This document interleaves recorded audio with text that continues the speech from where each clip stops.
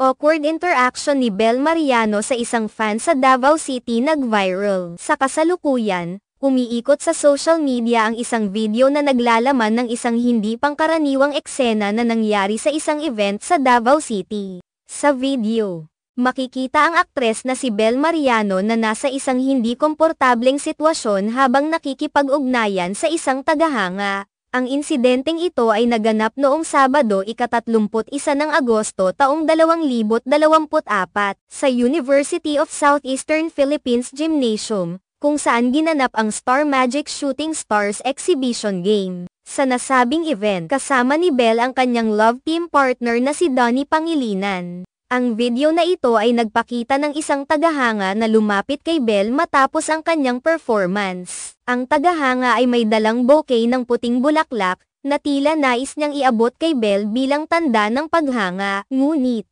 agad na lumabas ang isang uri ng tensyon nang mapansin na hindi agad umalis ang tagahanga at patuloy na nanatili sa loob ng basketball court, malapit sa aktres. Nang makita ito ng security personnel, agad silang rumesponde upang tiyakin ang kaligtasan ng aktres.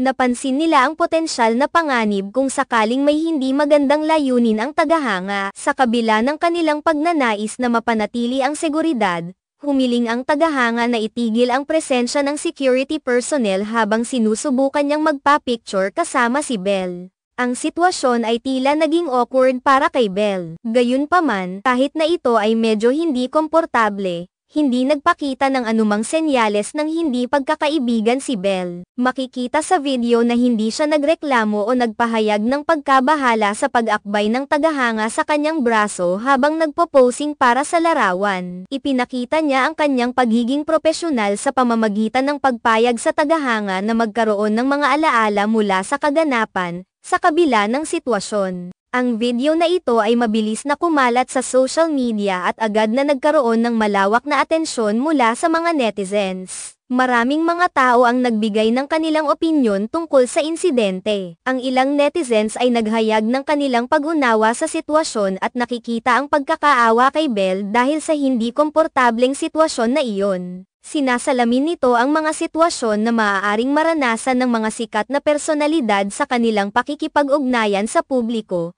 na hindi laging madaling pamahalaan. Samantalang ang iba ay nagbigay ng mga reaksyon na nagtataas ng mga katanungan tungkol sa tamang mga pamantayan sa pakikipag-ugnayan sa mga kilalang tao. Ang mga tagahanga ay minsan ay hindi nauunawaan ang personal na espasyo ng mga artista at ang mga sitwasyon kung saan maaaring magdulot ng discomfort sa mga ito. Ang ganitong mga insidente ay nagpapakita ng pangangailangan para sa mas malalim na pangunawa at respeto sa pagitan ng mga tagahanga at mga artista. Ang video ay hindi lamang nagbigay ng isang paalala tungkol sa mga social interactions sa mga public events, kundi nagbigay din ng pagkakataon para sa mga tao na pag-isipan ang mga aspeto ng privacy at professional boundaries. Habang ang mga artista ay madalas na nakasalalay sa kanilang pagganap at imahe sa publiko, mahalaga rin na maipakita nila ang kanilang tunay na pagkatao sa kabila ng mga challenges na kanilang kinakaharap.